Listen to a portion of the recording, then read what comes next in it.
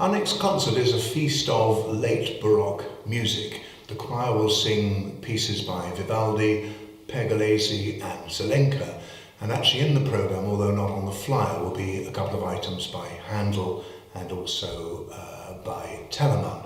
And all of these composers are contemporary. They're contemporary too with J.S. Bach, although he doesn't feature in our concert. So we're talking about the late Baroque period, the final flourishing of that period of music.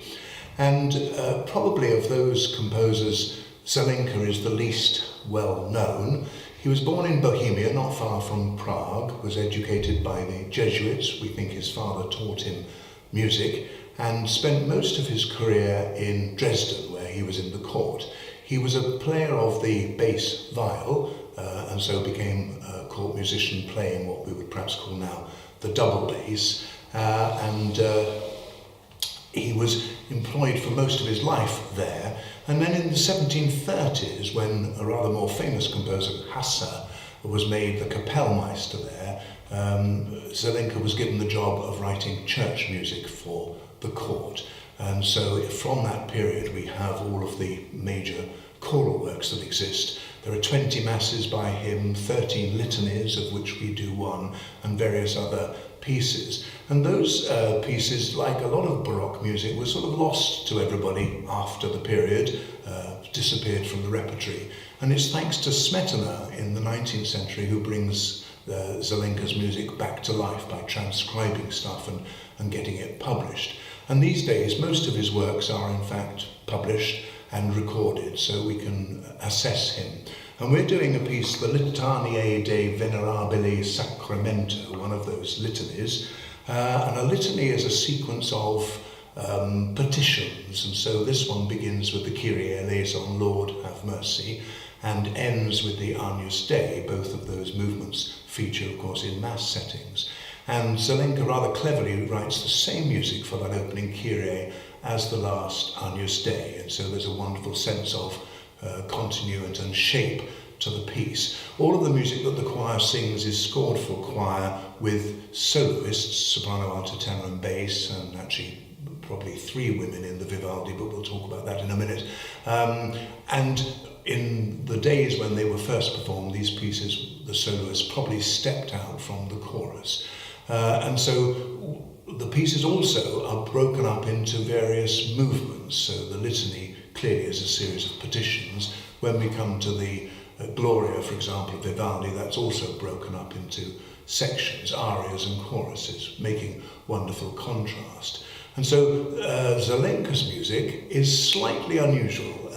There's something quirky about his harmonic language. There's something quirky about the shifts in chromaticism that he uses. And so I'm rather fascinated that we're performing a piece that choirs perhaps are not so familiar with. And of course, when you contrast that with Vivaldi, who everybody knows, and we know what his music sounds like, then we can identify the difference. Zelenka in his day was well known. Bach knew his music and respected it. And I've always understood that Zelenka was a slightly awkward individual, which might be one reason why his career didn't take off in that spectacular way that some of the other composers of that period did. Pergolesi was born on the 4th of January in 1710 and died 26 years later of tuberculosis. And it's quite remarkable that in that short span he had done so much and was such a great influence on the Baroque period. He wrote 4 or 5 operas. He wrote church music, including the very famous Stabat Mater, and that's scored for soprano and alto with strings. And perhaps you've heard the recent theory that we think perhaps now that the Enigma Variations is actually based on the Stabat Mater. And that says something about how Baroque music, by the time we come to the period of Elgar, is now quite well known. All these composers who had disappeared have been brought back. And Pergolesi is also rather famous for the fact that he wrote short comic operas which went in between the acts of the big serious operas. And one of them, La Selva Padrona, became so successful that it became the model of what Italian music should be like, operatic music particularly. And there was a row in France, the quarrel of the buffoons as it's called, between those that wanted music to be more like Pergolesi's Se la Padrona rather than the music of Lully and Remo, which was seen to be of a different category. So Pergolesi has huge influence. And then there was a habit in the 19th century of attributing pieces of Baroque music to him. And so, unfortunately, you perhaps know Pulcinella of Stravinsky, which is based on the music of Pergolesi. Well, we now know most of the tunes that Stravinsky used were not by Pergolesi at all. And when we come to the piece that we're doing, which is this Magnificat, we now know that that is not by Pergolesi either, and is actually by his teacher, Durante. And it's again rather a clever piece, quite concise, broken up into movements, but the opening movement quotes and the sopranos begin singing the plain song of the Magnificat, and that's used as the basis, the theme of that opening movement with the running continuo bass line under it.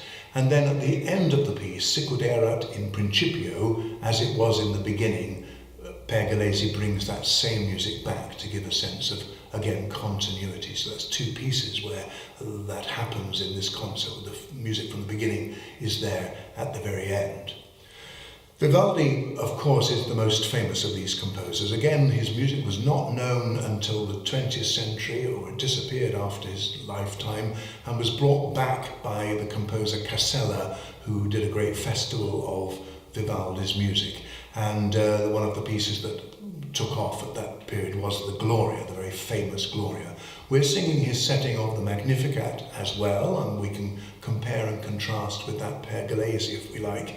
And again, the Magnificat is broken up into sections, and some of the choruses are just block chords. It's quite a good way of writing text in a block harmony to make a contrast with the counterpoint.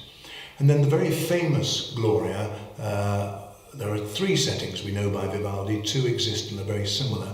And again, there's a certain amount of borrowing from other people. We know that the final movement, the Cum Sancto Spirito, is by Ruggieri. But that Gloria was written, as was all of the pieces by Vivaldi, for the Ospedale in Venice. Vivaldi was born in Venice. We know when he was born he was christened very quickly, and we think that there was some incident, either the earthquake that happened or that perhaps there was a problem with his birth, and we think that's why his mother decided he would become a priest. And so at the age of 23 he was ordained into the church. And I've always understood that he was called the Red Priest because of his red hair, that he sort of absconded from Mass, or he would start saying the Mass and then disappear. And the theory was that he was either disappearing because he wasn't well, or perhaps because he had an inspiration of some piece of music he wanted to write. What I think we know now is that having been ordained and become a priest, it became secondary to his composition. And so he was employed at the Ospedale as a violin teacher.